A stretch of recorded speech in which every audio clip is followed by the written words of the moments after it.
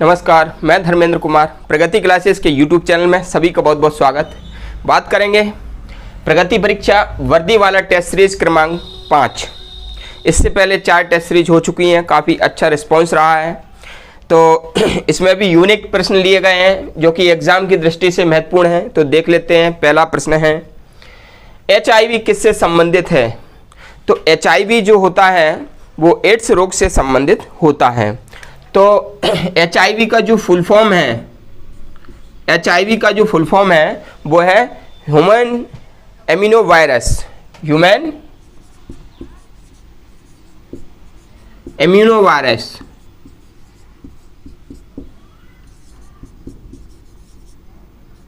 ठीक है, इससे क्या हो जाता है? एड्स हो जाता है। इससे एड्स रोग हो जाता है और इसे रेट्रोवायरस भी कहते हैं। रेट्रोवायरस भी कहा जाता है। ठीक है, अभी इसका ट्रीटमेंट संभव नहीं हो पाया है। ठीक है, तो इसलिए ये एक लाइलाज रोग है, यानी कि इसको 3 ट्रीटमेंट दिए जाते हैं 15-15 वर्ष के, लेकिन इसको जड़ से खत्म नहीं किया जा सकता। ठीक है, तो इसलिए लाइलाज रोग है। मतलब इलाज तो है, लेकिन मान लीजिए इसका परमानेंट सॉल्यूशन नहीं है। ठीक है, तो HIV वायरस जब किसी पेशेंट में ये वायरस चला जाता है तो उसको कहते हैं HIV पॉजिटिव। ठीक है, ये किसी पॉजिटिव स्थिति रहती है जिसमें मनुष्य बहुत खतरनाक स्थिति में आ जाता है। यानी कि HIV किसी के अंदर चला गया तो उसको कहेंगे HIV पॉजिटिव। ठीक है, फिर उसका पूरा जीवन HIV के साथ ही उसको जीना पड़ता है, दवाई लेकर के। ठीक है, और ये T4 कोशिकाओं में अपना क्या है, जीवन यापन संपन्न करता है। ये T4 कोशिकाएं होती हैं, T4 कोशिकाएं, T4 सेल्स। तो इसके अंदर ये अपना पूरा जीवन यापन करता है। और ये होती हैं प्रतिरोधक कोशिकाएं होती हैं। कैसी होती हैं? प्रतिरोधक कोशिकाएं हैं, यानी कि रोग प्रतिरोधक क्षमता बढ़ाती हैं ये कोशिकाएं। और जब इन कोशिकाओं के अंदर ये जीवन यापन करेगा और फिर हम यदि इनको मारेंगे, HIV को मारने के लिए दवाई देंगे, तो T4 कोशिकाएं भी नष्ट होंगी। और T4 कोशिकाएं नष्ट होंगी तो क्या होगा? प्रतिरोधक क्षमता कम होगी। तो एक बहुत सारे रोगों का एक समूह हो जाता है जिसको हम कहते हैं HIV। ठीक है, ये खतरनाक रोग है, इससे बचाव करना चाहिए। दूसरा नंबर है, सर्वप्रथम जीवाणु का पता किसने लगाया? देखिएगा भाई, देखो, जीवाणु यानी कि बैक्टीरिया। ठीक है, जीवाणु यानी कि बैक्टीरिया कहते हैं।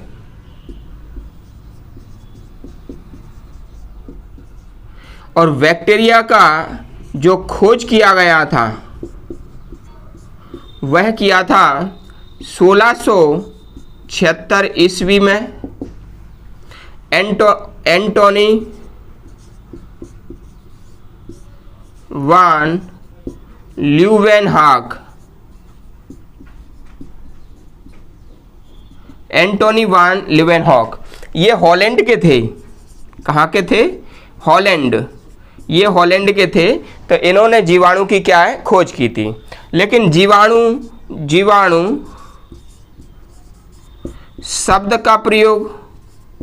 शब्द प्रयोग ये 1838 में एहरेनबर्ग ने दिया था।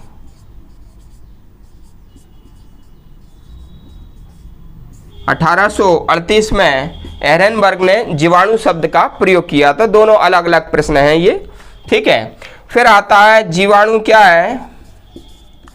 जीवाणु वनस्पति है। क्या है? वनस्पति है। इसको जंतु की कैटेगरी में, ठीक है, नहीं रखा गया, क्योंकि म्यूकोपेप्टाइड ये कोशिका भित्ति होती है। इसमें कोशिका भित्ति इसमें पाई जाती है म्यूकोपेप्टाइड नाम की। और जिसमें कोशिका भित्ति होती है वह वनस्पति की कैटेगरी में आता है, वो जंतु कैटेगरी में नहीं आता। इसलिए इसमें कोशिका भित्ति है, इसलिए ये म्यूकोपेप्टाइड कोशिका भित्ति है, इसलिए ये वनस्पति में रखा गया है। प्रश्न नंबर 2 आपका कंप्लीट हुआ। प्रश्न नंबर 3 देख लेते हैं।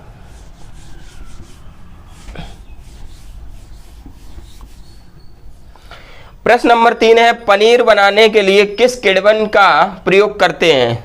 ठीक है, देखो किस किण्वन का प्रयोग किया जाता है, तो रेनिन का प्रयोग करते हैं। तो रेनिन के द्वारा पनीर बनाते हैं। ठीक है, रेनिन के द्वारा क्या बनाते हैं? पनीर बनाते हैं और फर्मेंटेशन कर देते हैं दूध का, और तो पनीर बन जाता है। और सब ये याद रख लेना। और पनीर उत्पादन में सबसे पहला जो देश है वह है डेनमार्क। ठीक है ना, डेनमार्क। डेनमार्क में जो दूध से उत्पादन सर्वाधिक, दूध उत्पादन सर्वाधिक होते हैं। सर्वाधिक यानी कि दूध के उत्पादन क्या होते हैं? जैसे दूध से घी बनना, दूध से पनीर बनना, दूध से घी बनना। ठीक है ना, तो ये सबसे ज़्यादा कहाँ पर होता है? डेनमार्क में, याद रख लेना है। अगला प्रश्न है प्रश्न नंबर 4, निर्जलीकरण में शरीर में कौन सा पदार्थ का क्षय होता है? देखो निर्जलीकरण यानी कि निर्जल, जैसे कहते हैं ना निर्जल निराहार व्रत रखते हैं ना कि पानी नहीं पिएंगे, ऐसे ही यदि शरीर में पानी की कमी हो जाती है तो कौन सा रोग हो जाता है? तो शरीर में पानी की कमी होने से क्या है? पसीने के रूप में बहुत सारे लवण क्या होंगे? बाहर निकल जाएंगे। वो लवण कौन सा होता है? NaCl। तो भैया निर्जलीकरण में NaCl यानी कि सोडियम क्लोराइड की कमी हो जाती है, प्लस H2O की तो कमी होती है। ये लवण ये वाला और पानी ये दोनों की कमी हो जाती है। ठीक है, अगर पदार्थ पूछें तो ये लगा दें। कौन सा लगाओगे? Sodium chloride. सोडियम क्लोराइड पदार्थ की कमी हो जाती है। जैसे मान लीजिए अभी भी पसीना निकलेगा तो पसीना देखना खारा होता है, और खारा होता है तो खारा किसका मान लीजिए स्वाद होता है? नमक का। तो नमक बाहर निकल रहा है, नमक का सूत्र क्या है? NaCl। तो NaCl है, इसलिए NaCl यानी कि सोडियम क्लोराइड निर्जलीकरण में बाहर निकल जाता है। इसलिए इलेक्ट्रोल पाउडर या ORS घोल का प्रयोग करना चाहिए। ORS घोल या इलेक्ट्रोल पाउडर, ये लवण इसमें रहते हैं तो क्या स्थिति सामान्य बनी रहती है। अगला है डायलिसिस का प्रयोग किस में होता है? देखो क्या होता है, अपने शरीर में 2 किडनी होती हैं। ठीक है, 2 किडनी होती हैं। किडनी का वजन 140 ग्राम होता है, एक किडनी का वजन। ठीक है, तो ये किडनी क्या करता है? रक्त का शुद्धिकरण करता है ना। और जब कभी किडनी जो है काम करना बंद कर देती है या काम करना कम कर देती है तो क्या होता है? तो रक्त में बहुत सारे विषैले पदार्थ आ जाते हैं, और विषैले पदार्थ आ जाते हैं तो उनको दूर करने के लिए, रक्त को शोधन करने के लिए कृत्रिम पद्धति अपनाई जाती है, उसको कहते हैं डायलिसिस। ठीक है, तो डायलिसिस रक्त को शुद्ध करने से संबंधित। ठीक है, हमेशा ध्यान रखना। और ये काम कौन करती है? किडनी करती है रक्त को शुद्ध। लेकिन किडनी फेल हो जाती है तो फिर क्या काम करते हैं? डायलिसिस करते हैं। ठीक है, तो ये बात ध्यान रख लेना।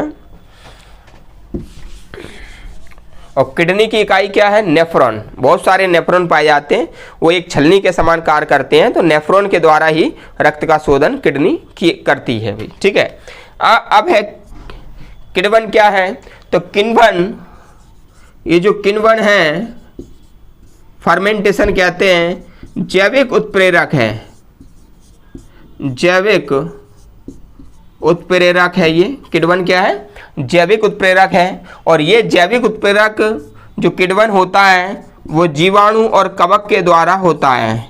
जीवाणु और कवक के द्वारा होता है, और ये मीठे घोल में होता है। किस में होता है? मीठे घोल में ये किण्वन की क्रिया होती है। ठीक है, तो ये जैविक उत्प्रेरक है किण्वन, याद रख लेना। ठीक है, अगला प्रश्न है पैरासीटामोल का उपयोग किस में करते हैं? देखो अभी फीवर का भी समय चल रहा है, जैसे कि जब मौसम बदलता है ना तो फीवर आ जाता है। अभी जो एकदम से गर्मी फिर बरसात होना शुरू हो गई, टेम्परेचर एकदम डाउन हो गया, बहुत सारे लोग बीमार पड़ गए, फीवर की शिकायत आने लगी। ठीक है ना, तो फीवर के स्थिति में पैरासीटामोल की दवाई दी जाती है। कौन सी दी जाती है? पैरासीटामोल की। ठीक है ना, तो पैरासीटामोल जो होता है ना,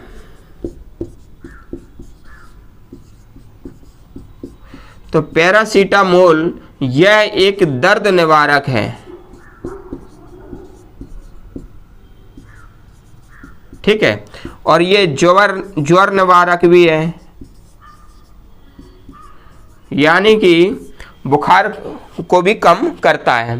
ठीक है ना, जैसे आप कॉम्बीफ्लेम या क्रॉसिंग दवाई लोगे, क्रोसिन या कॉम्बीफ्लेम, उस पर लिखा रहेगा पैरासीटामोल, और जहाँ पर भी पैरासीटामोल हो वो आपका दर्द निवारक होता है, चाहे आपका सर दर्द हो रहा हो, दांत दर्द हो रहा हो, बदन दर्द हो रहा हो, या फिर बदन में शरीर में टेम्परेचर हो, तो पैरासीटामोल उस समय उपयोग करते हैं। ठीक है, याद रख लेना। अगला प्रश्न है, एक चींटी के कितने पैर होते हैं? तो भाई एक चींटी के 6 पैर होते हैं। देखिएगा, एक चींटे के 6 पैर होते हैं। 6 पैर यानी कि 3 जोड़ी। देखो, ये सारे क्वेश्चन ऐसे ही नहीं लिए गए हैं, ये क्वेश्चन रेलवे में आ चुका है, और सभी क्वेश्चन ये आ चुके हैं रेलवे में।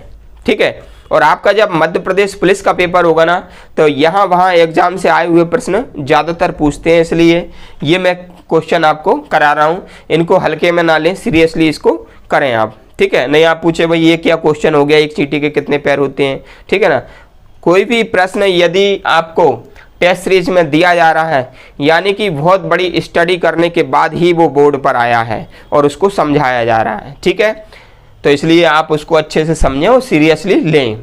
तो एक चींटी जो है ना, उसके 6 पैर होते हैं, और 6 पैर यानी कि 3 जोड़ी पैर होते हैं। चींटी जो है ना, एंथ्रोपोडा संघ का जंतु है। एंथ्रोपोडा संघ का जंतु है, यह याद रख लेना। और एंथ्रोपोडा संघ में वे जंतु आते हैं जिनका शरीर खंडों में बटा होता है, यानी कि सिर अलग दिखाई देगा, धड़ अलग दिखाई देगा, पैर अलग दिखाई देंगे। ठीक है ना, उसको कहते हैं आर्थ्रोपोडा संघ। और सबसे बड़ा संघ कौन सा है? आर्थ्रोपोडा संघ है। सबसे बड़ा संघ कौन सा है? आर्थ्रोपोडा संघ है। ठीक है, इसे फर्मिका भी कहते हैं। चींटी को क्या कहते हैं? फर्मिका भी कहा जाता है। ठीक है, क्यों कहते हैं फर्मिका?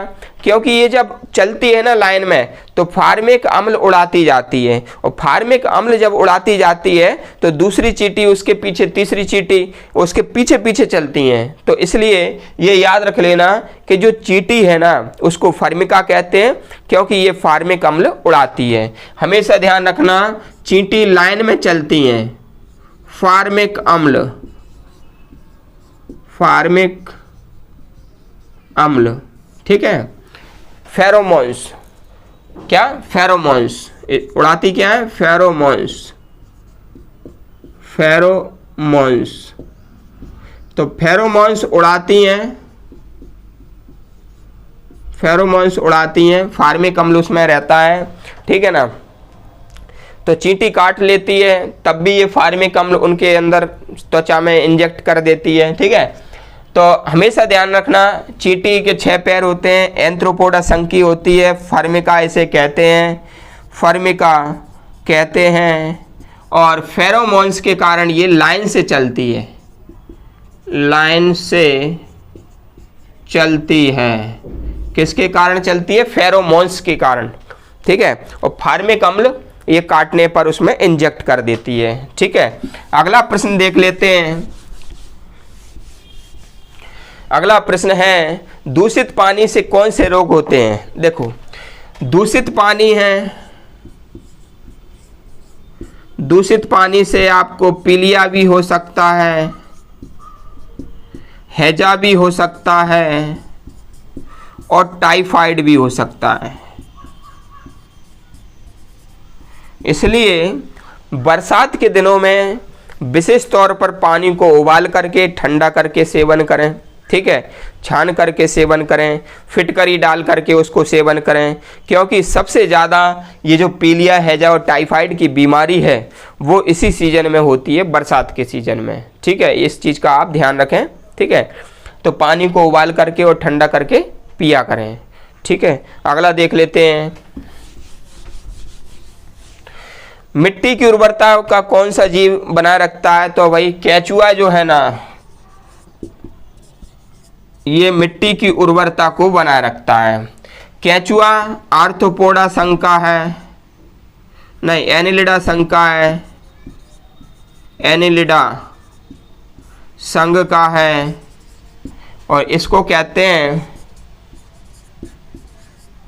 फेरिटेमा पोस्थुमा। इसका जंतु वैज्ञानिक नाम है फेरिटेमा पोस्थुमा। इसे किसान का मित्र कहते हैं, किसान का मित्र कहा जाता है। ठीक है, याद रखना। ये इसके 8वें खंड में गिजार्ड पाई जाती है। 8वें खंड में क्या पाई जाती है? गिजार्ड पाई जाती है, जो कि चक्की जैसे गेहूं पीस देता ना, चक्की गेहूं पीस देता है, उसी प्रकार से 8वें खंड में जो गिजार्ड है ना, वो मिट्टी को पीस देता है और मिट्टी को क्या कर देता है? भुरभुरा कर देता है। इसलिए मिट्टी भुरभुरी हो जाती है, किसान की उर्वरक क्षमता वो खेत की बढ़ जाती है, किसान के खेत की उर्वरक क्षमता बढ़ जाती है, जिससे कि इसे किसान का मित्र कहते हैं। कई लोग ये कहते हैं कि भैया सांप भी तो मिट्टी भुरभुरी कर देता है, क्योंकि वो बिल बना देता है खेत में, मिट्टी भुरभुरी कर देता, तो वो भी किसान का मित्र हुआ। लेकिन किसान नुकसान भी तो कर देता है, कभी कभी किसान को ही डस लेता है भाई, ठीक है ना, उसके परिवार के सदस्यों को डस लेता है, तो वो कहाँ मित्र हुआ? ठीक है, तो इसलिए तर्क ऐसा होना चाहिए, कुतर्क नहीं होना चाहिए। ठीक है, तो वही कई लोग बच्चे कुतर्क बता देते हैं कि भाई किसान का मित्र सांप भी होना चाहिए। ठीक है, तो मैंने आपको बता दिया। तो किसान का मित्र कौन है? केंचुआ है, ध्यान रख लेना। सांप किसान का मित्र नहीं है। ठीक, तो आपको टेस्ट सीरीज कमेंट्स करके बताना कैसी लगी, और वीडियो को अधिक से अधिक शेयर करो, अपने दोस्तों के पास भेजो ताकि उनकी भी तैयारी हो सके, और वीडियो को लाइक करें, कमेंट्स करें, और वीडियो रेगुलर रूप से आ रही है तो आप वीडियो रेगुलर रूप से जुड़े रहें, और सभी को वीडियो देखने के लिए बहुत बहुत धन्यवाद।